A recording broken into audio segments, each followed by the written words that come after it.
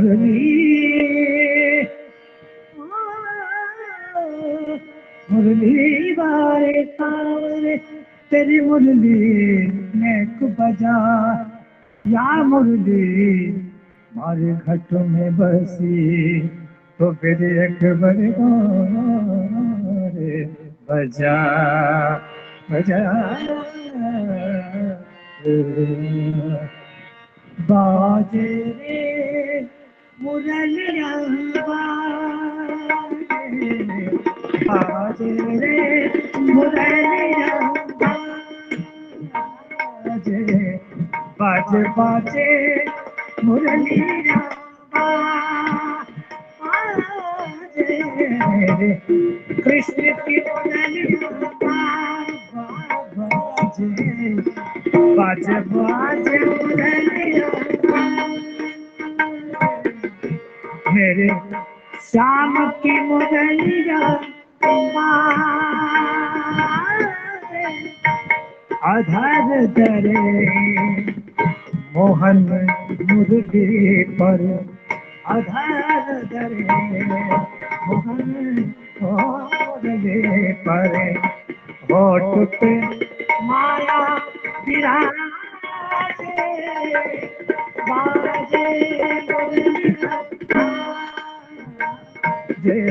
बाजे बाजे बाजे बाजे बाजे बाजे बाजे मुरलिया मुरलिया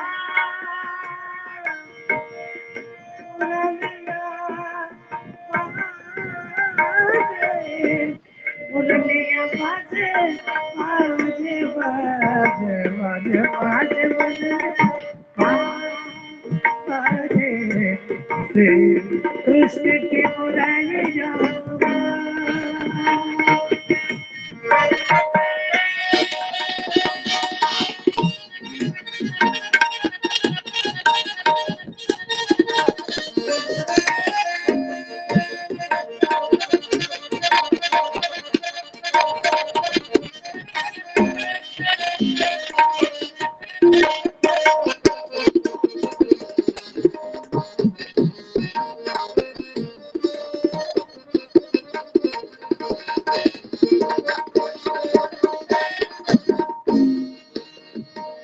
मुरलिया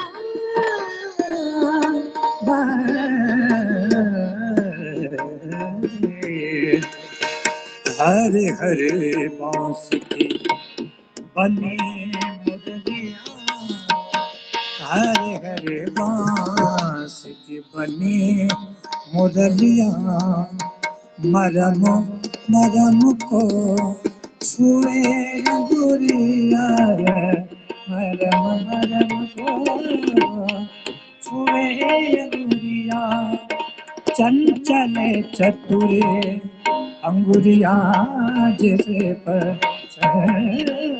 चले चतुर अंगुरिया जैसे पर कनक मुंदरिया साजे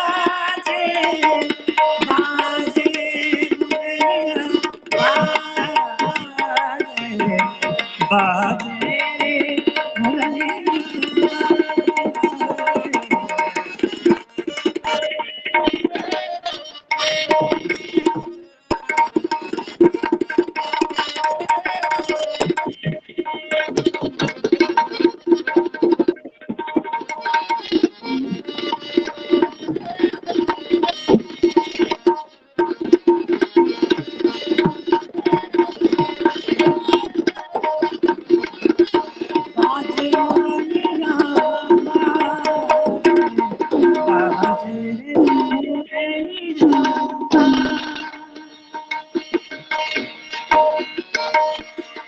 मुरलिया बाजे बाजे बाजे सारे में से गाने बाजा मापा गामा पा गामा दे बुझा गावन गामा काला ने गाने ने गाना का बाबा का बाबा गामा करे सा बाजे बाजे बाजे बाजे बाजे बाजे मुरलिया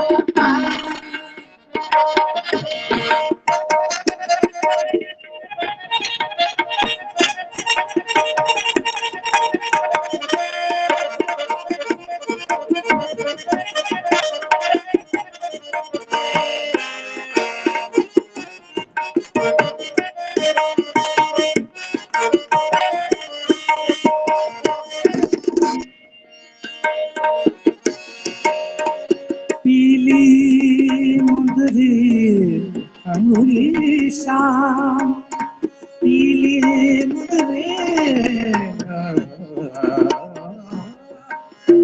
पीली मुंदरी अंगूरी शाम, मुंदरी पर राधे का नाम, पीली मुंदरी अंगूरी शाम, अज मुंदरी पर राधे का नाम।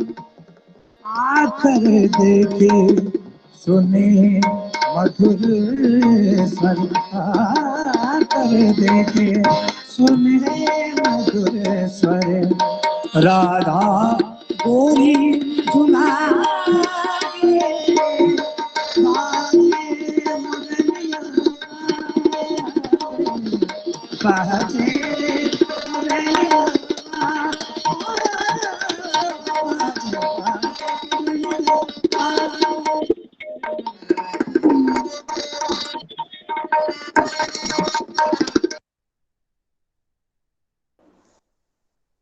जय श्री राधे। जय श्री राधे। हरे कृष्णा। प्रणाम गुरुजी प्रणाम। प्रणाम। जय श्री जानकी राधे। रमन जी गुरु जी प्रणाम, दंडवत प्रणाम। राधे राधे। दंडवत प्रणाम। दंडवत। गुरु जी हाँ, जानकी रमन जी से निवेदन है वो अपना उपक्रम शुरू करें। राधे जी राधे। जी जी गुरुजी प्रणाम। शिखी मुकुट विशेषम नीलपद्मांगदेशम, विधुमुख कृतकेशम कौस्तुभापीतवेशम, मधुररवक्लेशम शंभजे भ्रातृशेषम, व्रजजनवनितेशम माधवम राधिकेशम। अकारण करुणावरणालय श्री राधा गोविंद जी के चरणों में साष्टांग प्रणति पुरस्सर हमारे कथाव्यास स्वरूप तीनों आचार्य चरणों के चरणों में अपना प्रणाम निवेदन करता हूँ तथा अन्य सभी गुरुजन, भक्तजन, श्रेष्ठजन, संतजन, श्रद्धालुजन, कथा रसिक जनों के चरणों में अपना बारंबार प्रणाम निवेदन करता हूँ। हम सभी का परम सौभाग्य है कि हम अपने इस मानव जन्म को सफल करने के लिए गुरुजी लोगों की कृपा से यहाँ दसम स्कंध के क्रमिक कथा को श्रवण करने के लिए एकत्रित हुए हैं। गुरुजी के मुख से जो कल हम कथा श्रवण कर रहे थे वह इस प्रकार से लग रहा था जैसे अमृत स्राव हो रहा हो। उनके एक एक पद, एक एक अक्षर की स्पष्टता, एक एक अक्षर की उनकी जो उनका जो कथन था इतना सारगर्भित होता है कि उसके बारे में कुछ कहना अपने आप में बहुत ही कठिन है। और उनके द्वारा कही गई जो भी कथा है, जो भी बात है, उसको और भी संक्षेप में कहना बहुत ही कठिन कार्य है। किंतु जैसे कल गुरुजी ने सारभृत शब्द को लेकर के अनेक व्याख्याओं के साथ में हमको समझाया था, तो उसी प्रकार से मेरा ऐसा मानना है कि हमारे गुरुजन भी बड़े ही सारभृत हैं और वे इस दास की जो टूटी फूटी वाणी में कही गई बात है उसको अवश्य स्वीकार करेंगे। तो जैसा कल हमने गुरुजी के मुख से श्रवण किया था कि जो श्री व्यासनंदन श्री सुखदेव जी हैं उनको यथा कथनचित श्री परीक्षित जी महाराज ने उद्बुद्ध किया उनको, और वे श्री सुखदेव जी महाराज अब कथा करने में प्रवृत्त हुए और इस प्रकार से त्रयोदश स्कंध आरंभ होता है। और उस त्रयोदश स्कंध के आरंभ में श्रीधर स्वामी जी के वचनों को उन्होंने स्पष्ट करते हुए कहा कि ब्रह्मा जी ने इस अध्याय में बताया कि माया से उन्होंने सभी वत्सों को, बछड़ों को तथा उनके जो पालन करने वाले थे ग्वाल बाल, उन सभी का हरण कर लिया। और इसके पश्चात जो सर्वरूप परमात्मा भगवान श्री कृष्ण हैं, उन्होंने 1 वर्ष पर्यंत पूर्व के समान ही जो उनकी लीला चल रही थी उस लीला को उन्होंने जारी रखा, उस लीला को वे करते रहे। तत्पश्चात हमने गुरुजी के मुख से श्रवण किया, साधु पृष्ठम महाभाग त्वया भागवतोत्तम यन्नूतन यशीशस्य श्रवणपि कथाम मुहुः। सुखदेव जी श्री परीक्षित जी की प्रशंसा करते हुए कहते हैं कि हे महाभाग, हे भागवतोत्तम, आपने बड़ा ही अच्छा प्रश्न किया है, क्योंकि आपके द्वारा यह जो किया गया प्रश्न है यह इतना सुंदर है और इतना मधुर है कि यह बताता है कि आप भागवतोत्तम हैं, आप महाभाग हैं, क्योंकि आप पुनः पुनः कथा सुन रहे हैं। उनके द्वारा जो भी कुछ यहाँ पर में हम भगवान के विषय में चर्चा कर रहे हैं उसको आप बार बार सुन रहे हैं, फिर भी आपकी मन की वह जो जिज्ञासा है उनके विषय में शांत नहीं हो रही है और उस कथा को आप पुनः पुनः पुनः सुनना चाहते हैं। तो आपके इस प्रश्न ने उनकी इस कथा को, उनके चरित्र को जैसे नवीन कर दिया है, नूतन कर दिया है। सतामयं सारभृतां निसर्गो यदर्थवाणी श्रुतिचेतसामपि प्रतिक्षणं नव्यवदत्यतस्य यत् स्त्रिया विटानामिव साधु वार्ता। गुरुजी ने इस श्लोक को समझाते हुए कहा था कि जो सारभृत संत लोग हैं उनकी जो वाणी होती है, श्रुति होती है, श्रवणेंद्रिय होती है और उनका जो मन होता है वह भगवान में ही हर हमेशा लगा रहता है और यह उनका स्वभाव है, उनका सहज स्वभाव है उनका यह। और इस कारण से जो उनकी पूर्व की कथाएं हैं वे भी प्रतिक्षण नव्य होती रहती हैं, नए के समान ही हमको प्रतीत होती रहती हैं। और यह जो अच्युत की कथा है निश्चित रूप से कितनी ही बार सुनी जाए वह हर हमेशा नवीन ही हमको प्रतीत होती है और नवीन ही हमेशा रहती है। जिस प्रकार से विट लोगों के लिए स्त्रियों की जो वार्ता होती है वह होती है, वह उनके लिए हर हमेशा एक ही बात को बार बार सुनते हैं, फिर भी जिस प्रकार से उनके लिए वह नवीन ही रहती है, इसी प्रकार से जो संत लोग होते हैं उनके लिए भगवान अच्युत की कथा भी इसी प्रकार से हर हमेशा नवीन ही रहती है। और इस विषय में गुरुजी ने अनेक टीकाओं का आश्रय लेते हुए हमें अनेक प्रकार से उद्बोधन किया। अभी हम आगे की कथा श्रवण करने के लिए श्री गुरुजी के चरणों में साष्टांग निवेदन करते हैं कि वे हमें आगे की कथा का श्रवण कराएं। आज उनका स्वास्थ्य अनुकूल नहीं है, उनके स्थान पर में जो हमारे गुरुजन हैं उनके लिए मैं प्रणाम निवेदन करते हुए उनसे विनती करता हूं कि वे हमें आगे की कथा का श्रवण कराएं। श्री गुरुजी।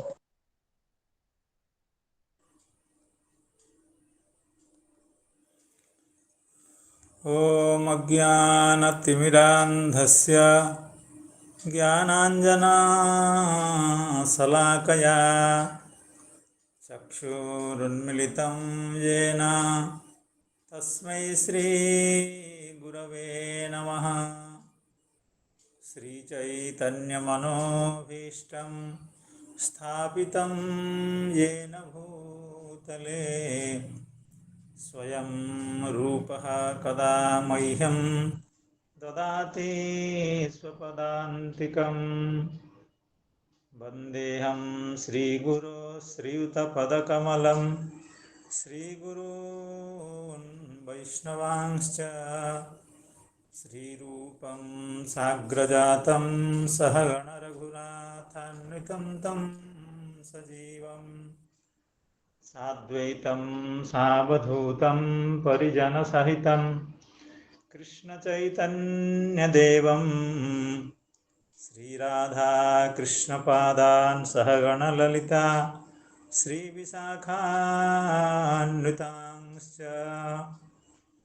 हे कृष्ण करुणा सिन्धो दीनबन्धो जगत्पते गोपेश गोपिका कांत राधा कांत नमोस्तुते। तप्त कांचन गौरांगी राधे वृंदावनेश्वरी वृषभानुसुते देवी प्रणमामि हरिप्रिये। नमो महावदान्याय कृष्णप्रेमा प्रदायते कृष्णाय कृष्णचैतन्य नाम्ने गौरत्विषे नमः।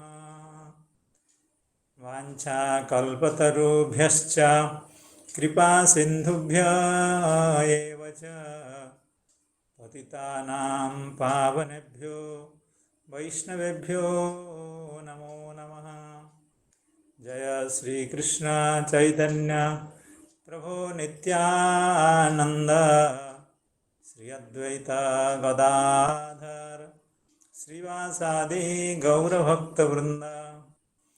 हरे कृष्ण कृष्ण कृष्ण हरे हरे, हरे राम राम राम हरे हरे। नमः ओं विष्णुपादाय कृष्णप्रेष्ठाय भूतले श्रीमते भक्तिवेदांत स्वामिन्निति नामिने। नमस्ते सारस्वते देवे गौरवाणी प्रचारिणे निर्विशेष शून्यवादी पाश्चात्य देशतारिणे। भगवान की अनंतानंत कृपा आप सब संत जनों वैष्णव जनों श्रीमद् भागवत कथा रसपिपासु सुधी जनों के कृपा आशीर्वाद सहृदयता आनुकूल्य के कारण हम लोग भगवान के कथाओं को अखंडित रूप से श्रवण करने की कामना करते हैं, भगवान से प्रार्थना करते हैं। समस्त गुरुजनों का आशीर्वाद लेकर के इस कार्य को अविच्छिन्न रूप से परिचालित करना चाहते हैं, सत्संग नित्य करना चाहते हैं, भगवत संग नित्य करना चाहते हैं। तो उसमें कभी कभी बाधाएं भी आती हैं, लेकिन आप सबके भगवान का हम सबके ऊपर जो कृपा है उसके चलते अभी तक यह कार्यक्रम निरवच्छिन्न रूप से चलता है एवं भगवान से प्रार्थना है कि ऐसा चलता रहा। हमारे प्रिय आचार्य श्रीपाद जयकांत प्रभु जी का स्वास्थ्य थोड़ा गड़बड़ चल रहा था, 2-3 दिन पहले से ही वो कह रहे थे मैं थोड़ा सा कुछ दिन के लिए विश्राम लेना चाहता हूँ। तो लेकिन आप सबका आग्रह और हम लोगों का जो स्नेह है उसके चलते हुए विरत नहीं हो पा रहे थे, लेकिन आज उनका कहना था कि नहीं थोड़ा सा हमको छुट्टी चाहिए, तो इसलिए यह वैकल्पिक व्यवस्था करनी पड़ी। कितनी बढ़िया त्रयोदश स्कंद का शुभारंभ आप बहुत सुंदर ढंग से कर रहे थे, और जैसे हमारे जानकी रमन जी ने अभी बताया 2 श्लोकों की व्याख्या हुई है। साधु पृष्ठम त्वया महाभाग त्वया भागवतोत्तम यन्नूतनयसी सस्य शृण्वन्नपि कथा मुहुः। और सतामयं सारभृतां निसर्गो यदर्थवाणी श्रुतिचेतसामपि प्रतिक्षणं नव्यवदच्युतस्य यत् स्त्रियाविटानाम् इव साधु वार्ता। इन दोनों श्लोकों की व्याख्या हुई है, और द्वितीय श्लोक की व्याख्या में थोड़ा सा और समय मिला होता या आज वो कथा कह पाते तो इस पर और भी चर्चा होती, लेकिन भगवान की इच्छा ही काम करती है। उसी के भगवान की इच्छा के अधीन ही हम लोगों को परिचालित होना पड़ता है। तो भगवान से प्रार्थना है वो श्री जयकांत प्रभु जी शीघ्र ही आ जाएंगे एवं हम लोगों को कथा का श्रवण कराएंगे। तो इस अध्याय का शुभारंभ तो अभी हुआ है, तो एक बार और उसको थोड़ा सा केवल अपने स्मृति को स्पष्ट करने के लिए हम लोग उस कथा को एक बार और आरंभ करते हैं। साधु पृष्ठम महाभागा। श्री सुखदेव गोस्वामी कहते हैं, हे राजन, आपने जो प्रश्न पूछा है वो बहुत अच्छा प्रश्न पूछा है, और आपने प्रश्न पूछ करके मान लो कि हमारे हृदय में भगवान की बात को नित्य नवीन रूप दे दिया। भगवान की जो लीला है उनको आप नवीन स्वरूप प्रदान कर रहे हैं। चाहे वो लीला कई बार श्रवण की हुई हैं, लेकिन लगता है कि नई हैं। राजा ने क्या पूछा था, श्री परीक्षित महाराज जी ने क्या पूछा था परीक्षित महाराज जी ने यह पूछा था, ब्रह्मन कालांतरकृतम तत्कालीनम कथम भवेत यत् कौमारे हरिकृतम जगुः पौगंडकेर भकाः। अर्थात समस्त भगवान के सखागण आकर के 1 साल के बाद अपने पिता माता को यह बताया कि आज हम लोगों को एक सर्प, अजगर सर्प ग्रास कर रहा था और इस कन्हैया के कारण हम लोगों को उससे मुक्ति मिली। ये भगवान की पौगंड अवस्था की लीला, कौमार अवस्था की लीला, जिसको पौगंड अवस्था में जिसका उल्लेख किया गया, यानी 1 साल के बाद किया गया, और कि वो यह कहा गया वो अद्यानेन महाव्यालः, अर्थात भगवान के सखा ने कहा अद्य अनेन महाव्यालः, अर्थात आज ही इस कन्हैया के द्वारा एक बहुत बड़ा सर्प का विनाश किया गया है। तो वो जो अद्य शब्द है उसी में सब कुछ समस्याएं वही हैं, क्योंकि जब अद्य कह रहे हैं तो अद्य तो हुआ नहीं, साल भर पहले की बात है, उसको अद्य कैसे कह रहे हैं। तो यही इसमें बीज है, प्रश्न का बीज यही है, ब्रह्मन कालांतरकृतम तत्कालीनम कथम भवेत।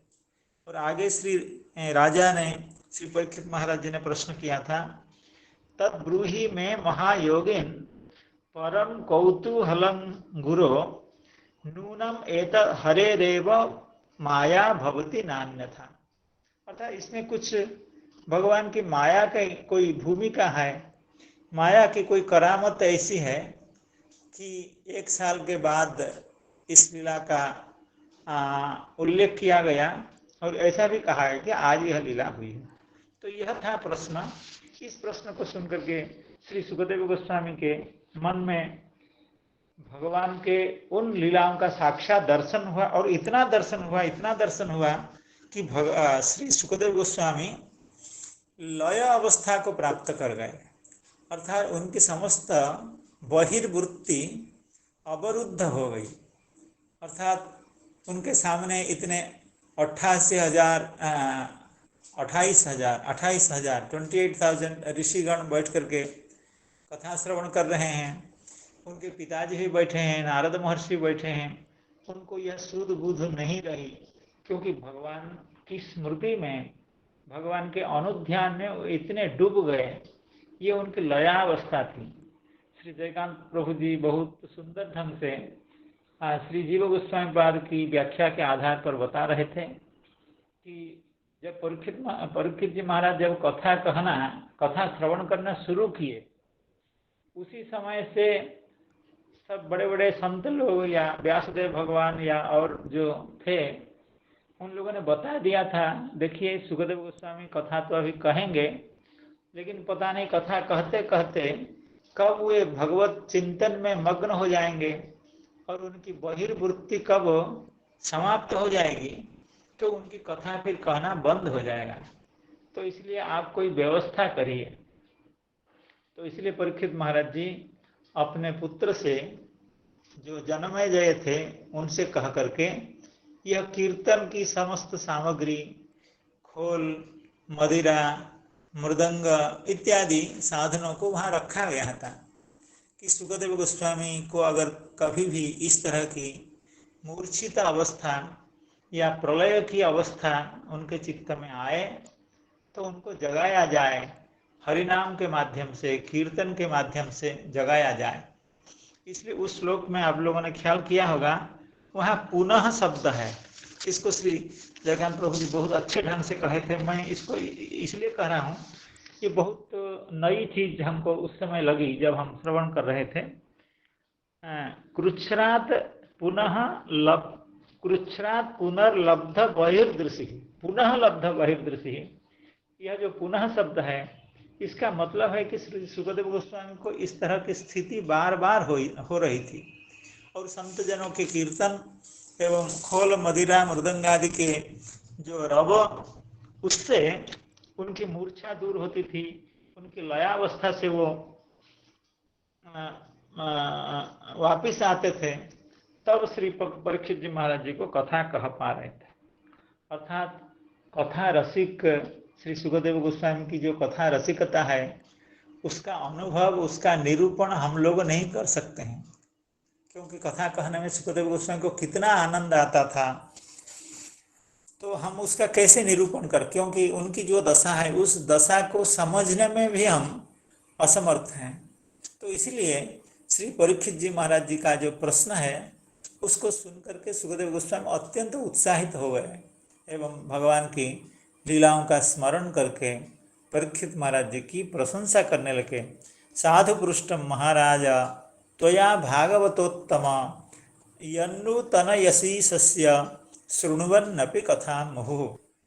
और सतामयं सारभृतां निसर्गो यदर्थवाणी श्रुतिचेतसामपि प्रतिक्षणं नव्यवदच्युतस्य यत् स्त्रिया बीटानामिव साधुवार्ता। यह श्लोक का अभिप्राय तो सरल है, जैसे कि जो संतजन होते हैं, जो सारग्राही होते हैं, सारम बिभ्रति इति सारभृतः, अर्थात जो सार पदार्थ को, सार तत्व को धारण करते हैं वे हैं सारभृत। और उनकी मनोबुद्धि वाणी समस्त इंद्रियां हमेशा भगवान में लगी रहती हैं, फिर भी वे जब भगवान की कोई कथा श्रवण करते हैं, जिस कथा को उन्होंने कई बार सुन रखा है पहले से, कई बार जिस कथा को उन लोगों ने श्रवण कर रखा है, उसको जब फिर श्रवण करते हैं तो उनको लगता है कि ये कथा तो पहली ही बार हम सुन रहे हैं, ये तो नई कथा है, ये तो बहुत सुंदर कथा है, जबकि उस कथा को कई बार सुन चुके होते हैं। किसके द्वारा? ना वाणी के द्वारा, श्रुति के द्वारा एवं चित्त के द्वारा। अर्थात वाणी के द्वारा जिस कथा को कहे हुए होते हैं, श्रुति के द्वारा जिस कथा को सुने हुए होते हैं, एवं चित्त के द्वारा भगवान की जिस कथा का चिंतन किए हुए होते हैं, उसी कथा को नई कथा की तरह, अपूर्व कथा की तरह, नव्य कथा की तरह उसका रसास्वाद करते हैं। तो जैसे कामुक पुरुष, स्त्रैण पुरुष स्त्री कथा को, नारी की कथा को अत्यंत मन दे करके सुनता है या उसका निरूपण करता है, कई बार जीवन में उस कथा का वह चर्चा किया हुआ होता है, कई बार सुना हुआ होता है, कई बार कहा हुआ होता है, फिर भी उस कथा को नई कथा जैसे, अपूर्व कथा जैसे उसका श्रवण करता है। तो ये हम इस सुन रहे थे। तो यदर्थ वाणी श्रुति चेतसाम अपि, यहाँ पर थोड़ी सी समास संबंधी समस्या है। अर्थात यदर्थ शब्द का अर्थ है कि यह अर्थः येषां, यह अर्थात भगवान या भगवान की कथा प्रयोजन है जिस वाणी की, श्रुति की एवं चित्त की जिनका, अर्थात यह कर्मधारय गर्भक बहुब्रीहि समास है। थोड़ा समास में जटिलता है यहाँ। तो यदर्थानि, पहले तो यदर्थानि यहाँ बहुब्रीहि समास है, उसके बाद कर्मधारय समास है, फिर उसके बाद बहुब्रीहि समास है। तो यदर्थानि वाणी श्रुति चेतांसी येषां ते यदर्थ वाणी श्रुति चेतसः तेषां यदर्थ वाणी श्रुति चेतसां, अर्थात जिनकी वाणी का, जिनके श्रुति का, जिनके चेतस का अर्थात चित्त का प्रयोजन अर्थात लाभ जो हैं अर्थात जो भगवान हैं या जिन भगवान की कथा है, ऐसे जो सताम, ऐसे जो संत जन होते हैं, अर्थात जिनके मनोबुद्धि इंद्रिय वाणी आदि का प्रयोजन केवल भगवान की कथा ही है, अर्थात भगवान की कथा का निरूपण, भगवान की कथा का श्रवण, भगवान की कथा का चिंतन है।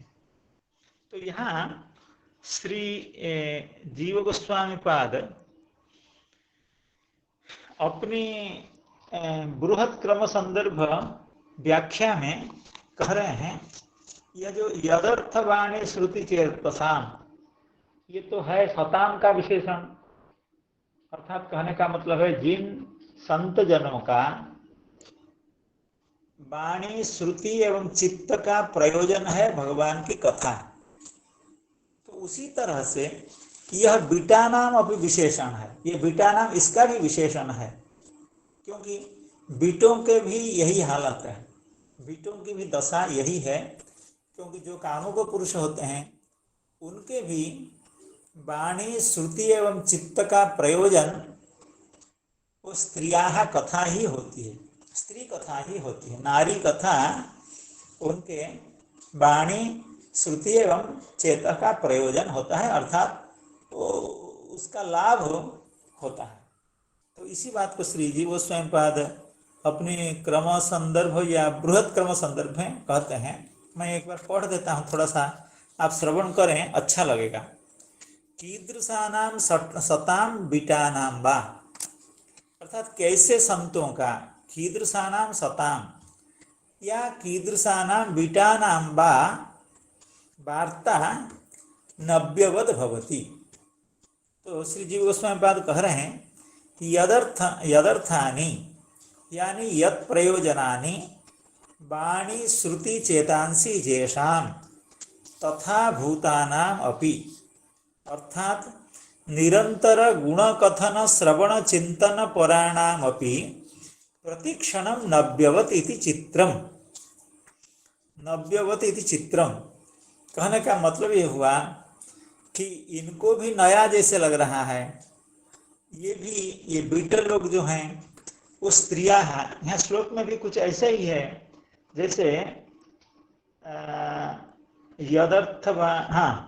अच्युतस्य, ये भी षष्ठ्यंत पद है, और स्त्रियाः ये भी षष्ठ्यंत पद है, अर्थात स्त्रियाः वार्ता या अच्युतस्य वार्ता किसके लिए ना, सताम संतों के लिए, और बीटानाम बीटों के लिए।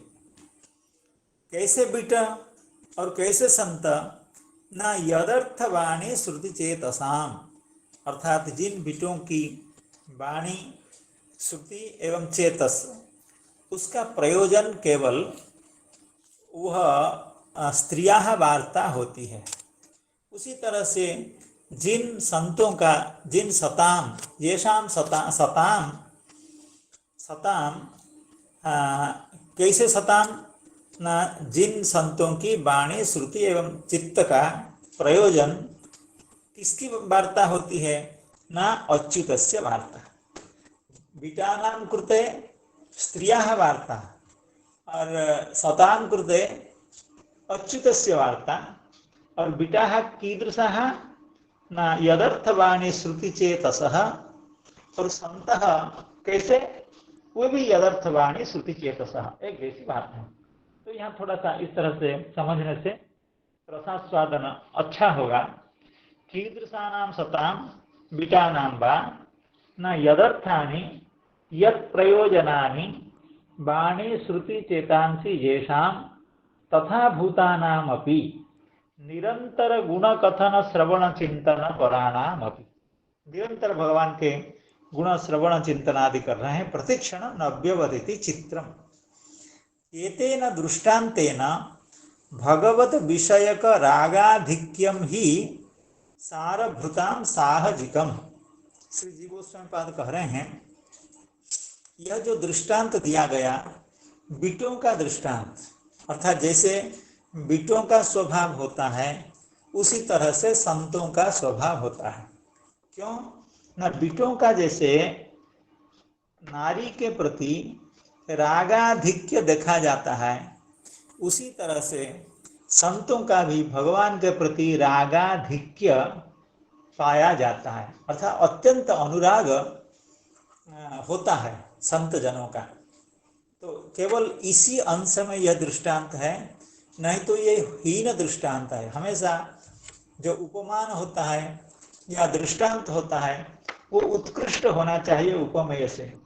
यहाँ उपमेय तो संत जन है और उपमान कौन है? बीट जन है। तो ये बहुत एक तुलना उपमा नहीं है, अधम है उपमान। फिर भी संसार की बात अर्थात इस तरह की जो बातें हैं, ये जो दिव्य बातें हैं, अर्थात संतों के हृदय की जो बात है, भगवान के प्रति जो अनुराग की बात है, वो सामान्य जन को कैसे समझाया जाएगा? क्योंकि सामान्य जन जो बातें जानते हैं, जो उदाहरण उनके सामने है, उसी उदाहरण से ही उनको समझाना पड़ेगा। इसलिए इस तरह का उदाहरण दिया जाता है। केवल यही नहीं दिया जाता है, और शास्त्रों में और ग्रंथों में भी दिया जाता है। जैसे एक प्रसिद्ध उदाहरण है गोस्वामी तुलसी जी का, तुलसीदास जी का, कामिहि नारी पियारी जिमी लोभी प्रिय जिमी दाम तिमि रघुनाथ निरंतर प्रिय लागहु मोहिराम। अर्थात हे भगवान, हे रघुनंदन, आप हमको वैसे ही प्रिय हों जैसे कामी ही नारी प्यारी जिमी, कामी पुरुष को जैसे नारी प्रिय होती है, लोभी ही प्रिय जिमी दाम, लोभी पुरुष को जैसे दाम प्रिय होता है, यानी पैसा प्रिय होता है। हे भगवान, आप हमको उसी तरह से प्रिय हमारे हो जाइए, अर्थात हमारे मन में भी उसी तरह की प्रीति उत्पन्न हो। तो यहाँ कोई उपाय नहीं था, इसलिए श्री गोस्वामी जी ने भी क्या किया, कामी पुरुष को, लोभी पुरुष को उपमान बनाया। किसका? ना अपना उपमान बनाया, अर्थात भक्तों का उपमान बनाया, कोई चारा नहीं था।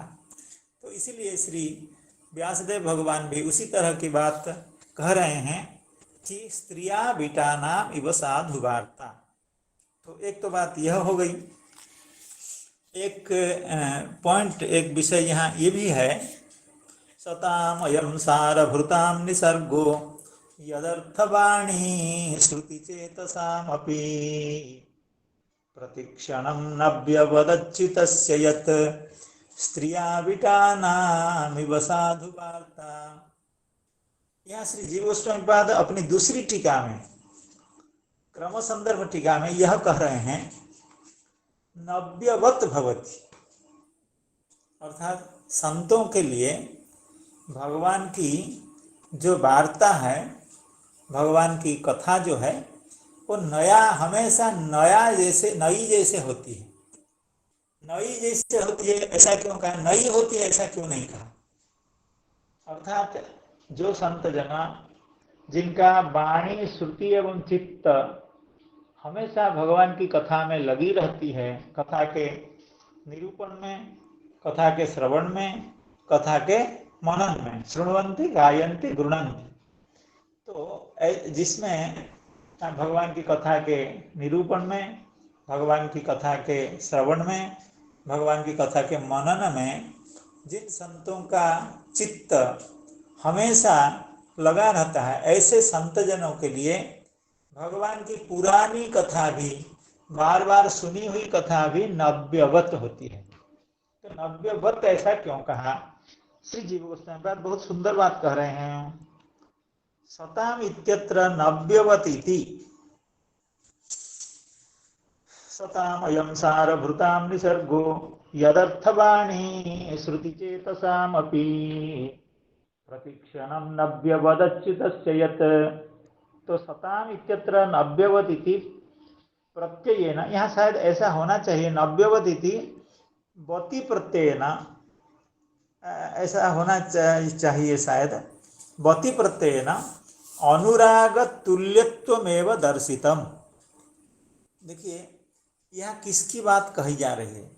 संत की बात कर रहे हैं। कैसे संत की बात कही जा रही है ना? जिस संत को भगवान की कथा के श्रवण में, भगवान की कथा के कहने में एवं भगवान की कथा के मनन में बहुत आनंद आता है, अर्थात अर्थात ये ऐसे संत की बात कही जा रही है, ऐसे भक्त की बात कही जा रही है जिनके हृदय में अभी राग का विकास नहीं हुआ है, अनुराग का विकास नहीं हुआ है।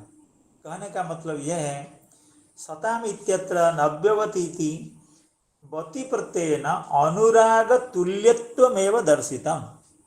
अर्थात कथा के प्रति या भगवान के प्रति उनका अनुराग जैसे उत्पन्न हो गया है, क्योंकि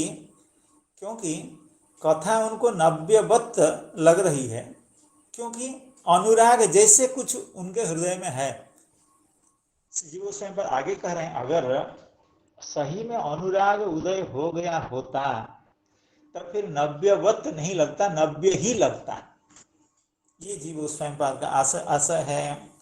नव्यवत इति वति प्रत्ययेन अनुराग तुल्यत्वमेव दर्शितम।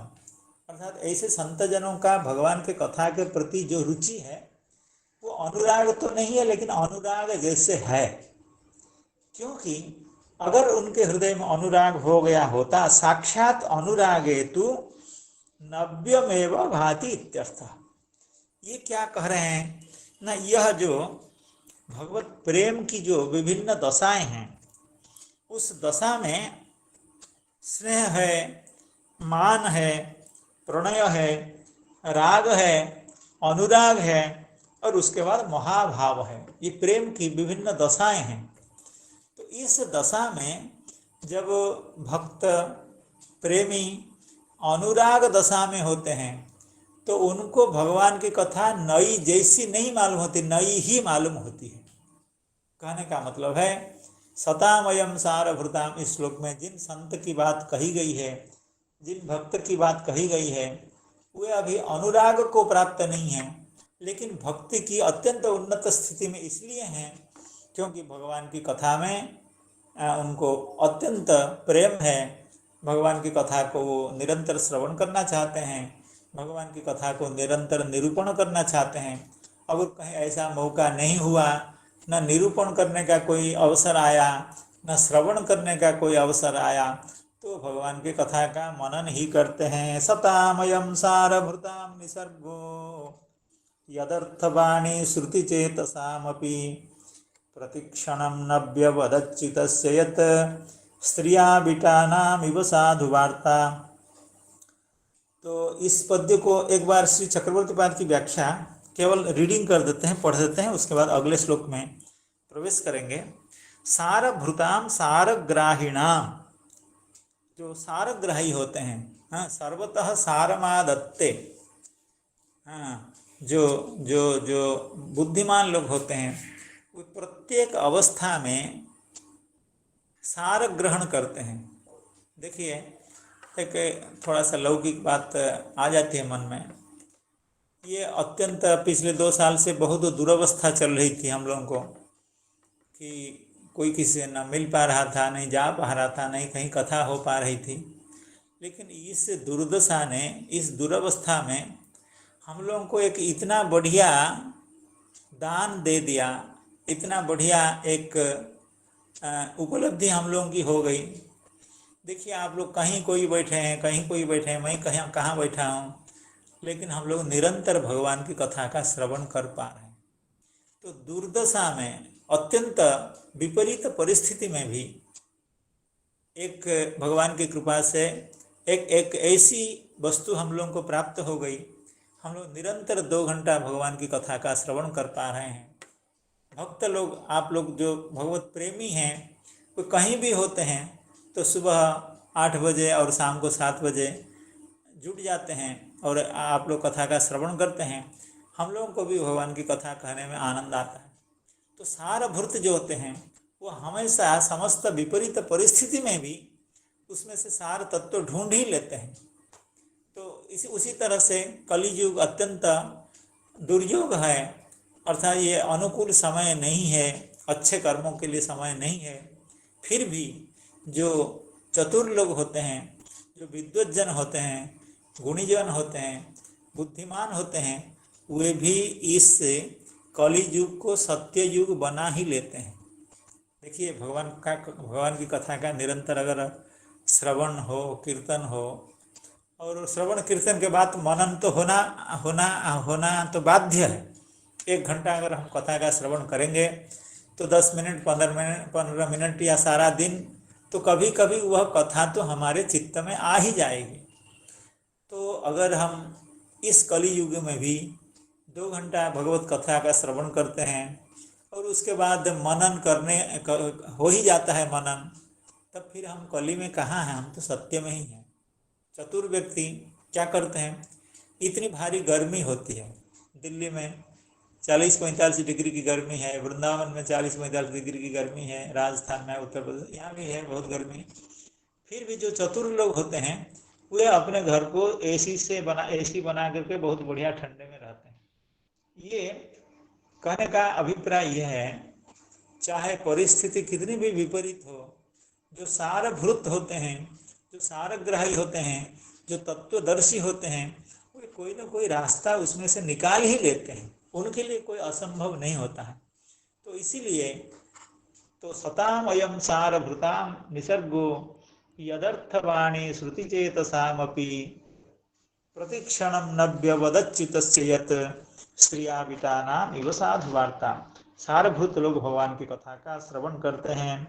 सारभृताम यानी सारग्राहिणाम अयम निसर्गः, यद यानी यतः अच्युतस्य वार्ता प्रतिक्षणं क्षणे क्षणे साधु यथा स्यात् तथा न व्यवद भवति।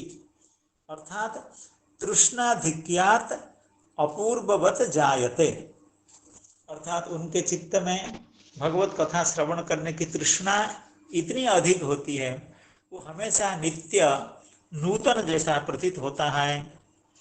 अब यदर्थवाणी श्रुति चेतसामपि, इसकी व्याख्या करते हुए श्री चक्रवर्ती कह रहे हैं,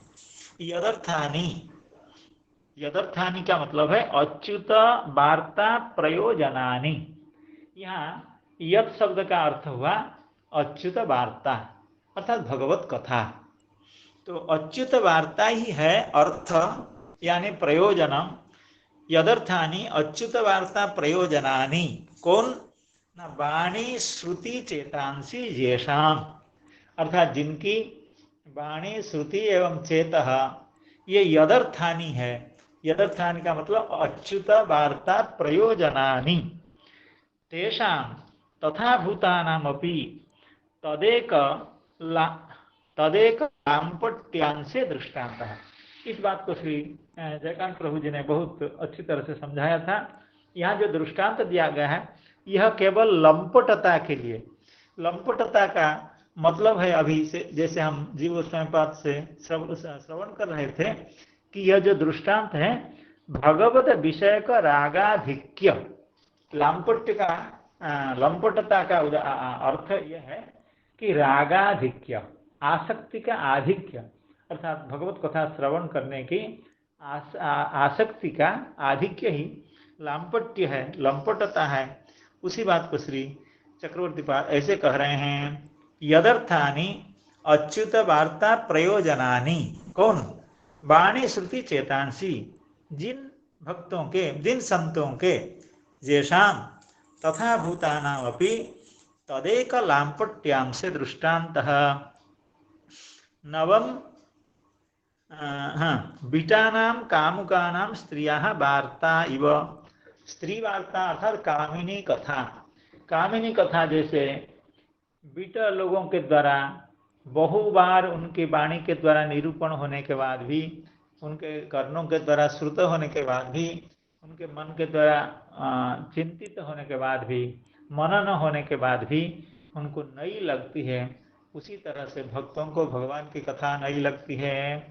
सतामयम सारभृताम निसर्गो यदर्थवाणी श्रुति चेतसामपि प्रतिक्षणं नव्यवदच्युतस्य यत् स्त्रिया विटानामिव साधुवार्ता शृणुस्वावहितो राजन् अपि शृणुस्वावहितो राजन्।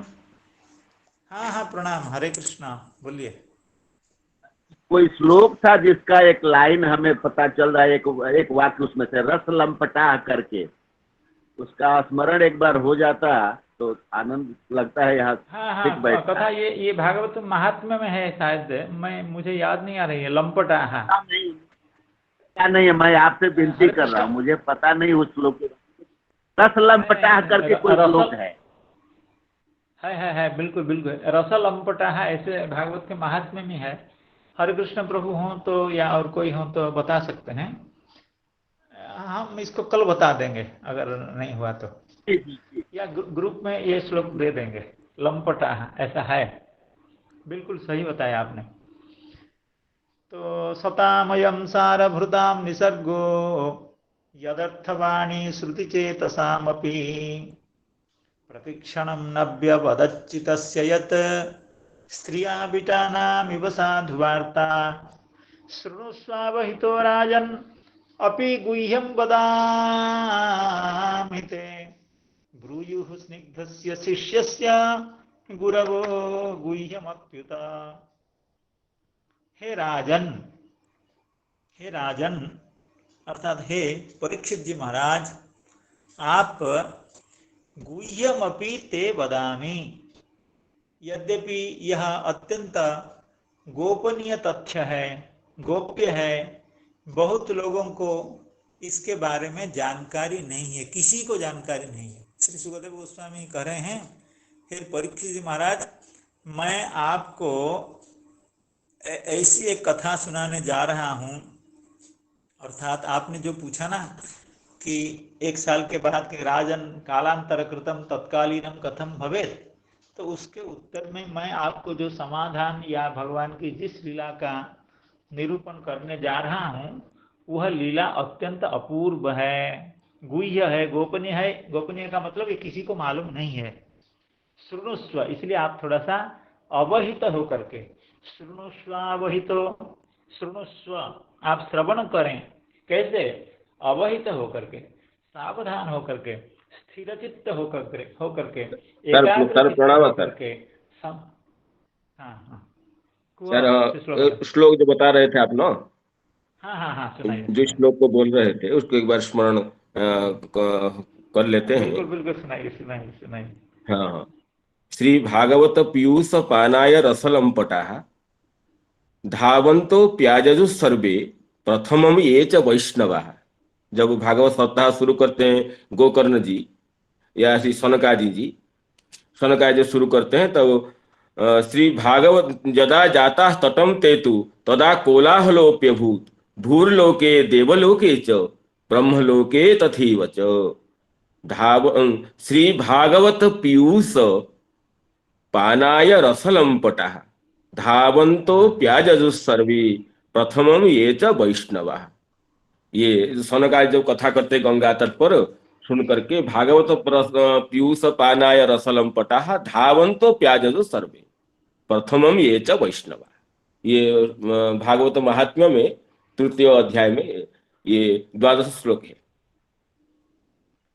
तो महात्म्य का तृतीय अध्याय का 12 नंबर श्लोक है। अवनिंद्र जी, आपने यह प्रश्न पूछ करके बहुत उपकार किया हम लोगों को। हरे कृष्ण प्रभु जी को भी याद दिलाया यह श्लोक, तो बहुत अच्छा किया। ऐसे प्रश्न बीच बीच में होना चाहिए, अनुकूल होता है कथा के लिए। तो लंपटता का यही मतलब है, भगवत विषय का रागाधिक्य, आसक्ति का आधिक्य को ही लंपटता कहते हैं। वो स्त्री लंपट हो सकता है, पैसा लंपट हो सकता है, और कथा लंपट अगर हम लोग हो जाए तो बहुत अच्छी स्थिति है। तो यहाँ पर लंपटता कोई निंदनीय नहीं है। तो हरे कृष्ण प्रभु जी को सभी की ओर से हम लोगों की कृतज्ञता, धन्यवाद। तो आगे हम लोग उस श्लोक का श्रवण करना चाहते हैं। श्रृणु स्वावहितो राजन, हे राजन, हे परीक्षित जी महाराज, आप श्रवण करें। ऐसी एक कथा मैं आपको सुनाने जा रहा हूं जो अत्यंत गुह्य है। क्यों? ब्रूयुः स्निग्धस्य शिष्यस्य गुरवो गुह्यमप्युत। अर्थांतर न्यास अलंकार है, अर्थात किसी सामान्य कथा से, सामान्य नियम से अगर किसी विशेष परिस्थिति को समर्थित किया जाता है तो उसको वो एक तरह का अर्थांतर न्यास है, और इसके कई सारे भेद हैं। तो श्री सुखदेव गोस्वामी कह रहे हैं, हे परीक्षित जी महाराज, ये तो एक सामान्य नियम है। कौन सा? ब्रूयुः स्निग्धस्य शिष्यस्य गुरवो गुह्यमप्युता। जो गुरु लोग होते हैं, जो आचार्य लोग होते हैं, जो विद्या दान करने वाले होते हैं, जो अपने शिष्य के ऊपर कृपा करने वाले होते हैं, वे स्निग्धस्य शिष्यस्य, शिष्य अगर स्निग्ध हो, शिष्य अगर प्रेमी हो, गुरु परायण हो, गुरुवेक निष्ठ हो, तो गुरुजन क्या करते हैं? उसके लिए कोई भी बात को, किसी भी बात को छुपा करके नहीं रखते हैं, अपने अंतरात्मा को खोल करके समस्त बातें बता देते हैं। ब्रूयुः स्निग्धस्य शिष्यस्य गुरवः गुह्यमप्युता, चाहे गोपनीय बात हो उसको बता देते हैं। इसलिए हे परीक्षित जी महाराज, आप तो हमारे परम भक्त हैं, आप तो भगवान के परम भक्त हैं, आप तो संत जनों के परम प्रेमी हैं, आप तो परम वैराग्य संपन्न हैं, आपके ऊपर तो भगवान की अतिशयित कृपा है, तो आप में कोई भी ऐसी कमी नहीं है कि कोई बात आपसे छुपाई जाए। शृणुस्वा तो राजन, हे राजन, आप केवल सावधान होकर के श्रवण करें। शृणुस्वा तो राजन अपि गुह्यम वदामि ते ब्रूयुः स्निग्धस्य शिष्यस्य गुरवो गुह्यमप्युता। तो यहाँ हमारे जीव गोस्वामी पाद बहुत एक नया तथ्य दे रहे हैं, बहुत सुंदर बात कह रहे हैं। कहते हैं अपि गुह्यम इत्यस्य अयम भावः। सुखदेव गोस्वामी कह रहे हैं गुह्य बात है, गोपनीय बात है। क्या मतलब गोपनीय कैसे हो गया? अपि गुह्यम इत्यस्य अयम भावः इदम क्वापि पुराणादो नास्ति। अर्थात मैं जिन बातों का निरूपण करने जा रहा हूं ये कहीं भी आपको नहीं मिलेगा। क्यों नहीं मिलेगा? पित्रापि न कथितम। हमारे पिताजी ने जब श्रीमद् भागवत का अध्ययन हमसे करवाया, भगवान की कथा आपने जब कही, वे भी नहीं बताए थे ये दो बात। अर्थात मैं भगवान की उस लीला का निरूपण कर रहा हूं जो मैंने सुना भी नहीं है और किसी और पुराण में भी नहीं है। भगवत अनुग्रहात् मया एव इदम ज्ञायते। श्री श्री श्री जीव गोस्वामी पाद कह रहे हैं, श्री सुखदेव गोस्वामी का अभिप्राय यही है कि भगवान की कृपा से, भगवान के हमारे ऊपर जो कृपा विशेष है उसके द्वारा मैं इस तथ्य को जानता हूँ। मया एव, मैं ही जानता हूँ, दूसरा कोई नहीं जानता है। अभी ये बात प्रकाश में आया ही नहीं है, प्रकाश में आई ही नहीं है ये बात। भगवत अनुग्रहात् एव इदम ज्ञायते इति वदामि इति उत्तम पुरुष प्रयोग।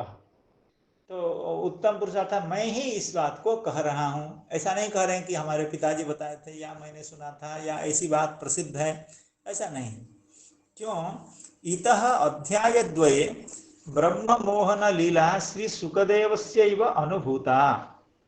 यहाँ से जो दो अध्याय की लीला है, अर्थात तृतीय त्रयोदश अध्याय एवं चतुर्दश अध्याय, इसमें जो ब्रह्म मोहन लीला है वह श्री जीव गोस्वामी पाद का कहना है ये सुखदेव गोस्वामी की प्रत्यक्षीभूत लीला है। श्री सुखदेव गोस्वामी ने ही भगवान की कृपा से इन विशिष्ट लीलाओं का दर्शन किया। तो इसमें भगवान भी मोहित हो गए हैं और ब्रह्मा जी भी मोहित हो गए हैं। भगवान भी इधर उधर खोज रहे हैं कि हमारे मित्र कहाँ गए, और ब्रह्मा जी भी खोज रहे हैं कि मैं जो जिन बालकों को छुपाया था वे कहाँ गए। ये अत्यंत एक विशिष्ट लीला है, उसको मैं आपको कह रहा हूँ। इदम क्वापि पुराणादो नास्ति पित्रापि न कथितम भगवत अनुग्रहात् मया एव इदम ज्ञायते इति वदामि इति उत्तम पुरुष प्रयोगः। इतः अध्यायद्वये ब्रह्म मोहन लीला श्री सुखदेवस्यैव अनुभूता। शृणुष्वावहितो राजन् अपि गुह्यं वदामि ते ब्रूयुः स्निग्धस्य शिष्यस्य गुरवो गुह्यमप्युता। यह जो बात है कि गुरुजी लोग अत्यंत गुह्याति गुह्य बात को भी, गोपनीय बात को भी शिष्यों को बता देते हैं, ये श्रीमद् भागवत में कई जगह यही बात आई है। जैसे तृतीय स्कंध में भी हम लोग देखते हैं जब श्री विदुर जी महाराज मैत्रेय महर्षि से भगवान की लीलाओं के बारे में, भगवान के कार्यक्रम के बारे में, भगवान के स्वरूप के बारे में विभिन्न प्रश्न करते हैं, उस समय भी श्री विदुर जी महाराज कहते हैं अनुव्रतानां शिष्याणां पुत्राणां च द्विजोत्तमा अनापृष्टमपि ब्रूयुर्गुरवो दीनवत्सलाः। अनुव्रतानां शिष्याणां, जो शिष्य अनुव्रत होते हैं, अनुव्रत का मतलब है गुरु जी को जो पसंद है वही जिनको पसंद होता है। गुरु जी जिन भगवान का उपासना करते हैं उन्हीं भगवान का उपासना जैसे करते हैं। गुरु जी की उपासना पद्धति जैसी है वैसी ही उपासना पद्धति जब शिष्य की हो, तो हर तरह से जब गुरु जी के अनुकूल होते हैं, गुरु जी के अनुगत होते हैं, अनुव्रत होते हैं, अनुव्रतानां शिष्याणाम और पुत्राणाम च द्विजोत्तम। यद्यपि यहाँ श्लोक में लगता है कि पुत्र को भी अनुव्रत होना चाहिए, मैंने व्याख्या तो नहीं देख पाया, आज समय नहीं था। मुझे लगता है कि यहाँ पुत्र को अनुव्रत होने की जरूरत नहीं है, शिष्य को अनुव्रत होने की जरूरत है। पुत्र को तो ऐसे ही पिता क्या करते हैं, अगर पिता ही गुरु जी हों तो पुत्र अनुव्रत होता है कि प्रतिव्रत होता है, उसका इतना ख्याल नहीं करता है, क्योंकि पुत्र के प्रति आसक्ति इतना अधिक होती है, तो पुत्र को तो दे ही देते हैं, बिना अनुव्रत के भी दे देते हैं। तो अनुव्रतानां शिष्याणां पुत्राणां च द्विजोत्तमा अनापृष्टमपि ब्रूयुः। अगर कोई गंभीर बात, कोई अच्छी बात, कोई रहस्य की बात अगर नहीं भी पूछी गई है, क्योंकि शिष्य के या पुत्र के मन में कोई ऐसा प्रश्न अगर हुआ भी नहीं है, लेकिन बात अगर अत्यंत गोपनीय है, अत्यंत गंभीर है, अत्यंत उपादेय है, अत्यंत उपकारक है, अत्यंत हितकर है, तो उस बात को गुरुजन लोग बिना पूछे भी बता देते हैं। अनुव्रतानां शिष्याणां पुत्राणां च परन्तम द्विजोत्तमा अनापृष्टमपि ब्रूयुर्गुरवो दीनवत्सलाः। शृणुष्वावहितो राजन् अपि गुह्यं वदामि ते ब्रूयुः शिष्यस्य स्निग्धस्य शिष्यस्य गुरवो गुह्यमप्युता। अब यहाँ से उस कथा का शुभारंभ श्री सुखदेव गोस्वामी कर रहे हैं। अथाघ बदनान् मृत्योः रक्षित्वा वत्सपालकान् सरः पुलिनमानीय भगवान् इदमब्रवीत्। अथाघ बदनान् मृत्योः रक्षित्वा वत्सपालकान् सरः पुलिनमानीय भगवान् इदमब्रवीत्। अब श्री सुखदेव गोस्वामी मूल कथा पे आ जाते हैं, अर्थात श्री परीक्षित जी महाराज ने जो प्रश्न पूछा था कि ब्रह्मन् कालांतर कृतम तत्कालीनम कथम भवेत, उस प्रश्न का उत्तर देने के लिए उस पूर्व कथा में अघासुर के उद्धार की जो कथा थी एवं अघासुर का जो शरीर का तेजः पुंज आकर के भगवान नंदनंदन के श्री शरीर में प्रविष्ट हो गया, और उसके बाद क्या हुई बात, उस लीला को श्रवण कराना चाहते हैं। अथाघ बदनान् मृत्यो रक्षित्वा वत्सपालकान्, अर्थात वत्सों को एवं पालकों को, पालकों का मतलब वत्स पालक, तो वत्सों को एवं वत्स पालकों को रक्षित्वा अर्थात उनकी सुरक्षा करके, उनको मुक्त करके, किससे, अघवदनात्, अघासुर के मुख से। और अघासुर कैसा था ना, मृत्यु, वो साक्षात मृत्यु ही था, अर्थात मृत्यु का वह एक मूर्तिमान स्वरूप, वो कोई छोटी मोटी मूर्ति नहीं है। कितनी बड़ी मूर्ति हम लोग श्रवण किए हैं, उसका एक मुख का ऊपर हिस्सा तो मेघ को स्पर्श कर रहा था, और उसके मुख का जो नीचे का ओष्ठ भाग है वह भूमि को स्पर्श कर रहा था। तो वो मूर्तिमान स्वरूप है, मरण का, मृत्यु का मूर्त स्वरूप है, महामूर्त स्वरूप है।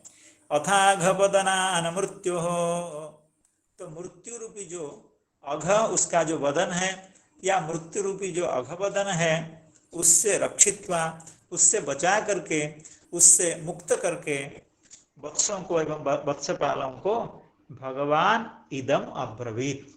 अब तो इस समस्या का समाधान हुआ।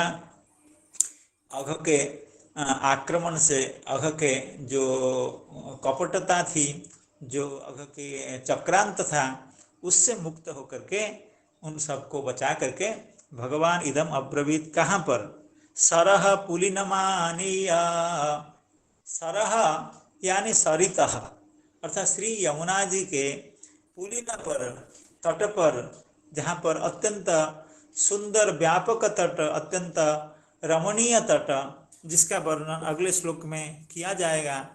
तो श्री यमुना जी के तट पर समस्त सखाओं को ला करके भगवान वहाँ उपस्थित हुए एवं भगवान अभी अपने सखा गणों को कहेंगे, अथाघ वदनान मृत्यो रक्षित्वा वत्सपालकान् सरह पुलिनमानीय भगवान इदम अब्रवीत।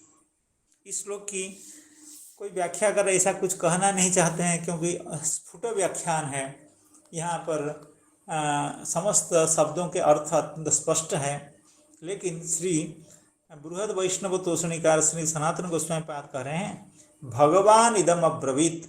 यह जो भगवत शब्द इस श्लोक में दिया गया है, उसका अभिप्राय यह है, निजैश्वर्य विशेष प्रकटनार्थमिति भावः, क्योंकि इस लीला में भगवान अपना ऐश्वर्य को प्रकाशित करेंगे। अर्थात एक ओर तो जितने भी वत्स हैं उनका सभी वत्स का स्वरूप धारण करेंगे, सभी बालकों का स्वरूप धारण करेंगे, और 1 वर्ष तक ये स्वरूप उनका बना रहेगा। यहाँ तक कि भगवान बलराम भी नहीं समझ पाएंगे। तो इसलिए कह रहे हैं, निजैश्वर्य विशेष प्रकटनार्थम इति भावः। ये जो भगवत शब्द है इस पद्य में, वो अत्यंत तात्पर्यपूर्ण है। अथाघ वदनान मृत्यो रक्षित्वा वत्सपालकान् सरह पुलिनमानीय भगवान इदम अब्रवीत। अब भगवान क्या कहेंगे, उस कथा को हम लोग भगवान की कृपा से, आप सब संत जनों के शुभाशीर्वाद से, आनुकूल्य से एवं उत्साह से हम निरंतर जैसे श्रवण करते हैं, कल इस कथा को फिर श्रवण कर पाएंगे। तो आज कथा का यहीं विश्राम होता है। हरे कृष्ण कृष्ण कृष्ण हरे हरे, हरे राम राम राम हरे हरे।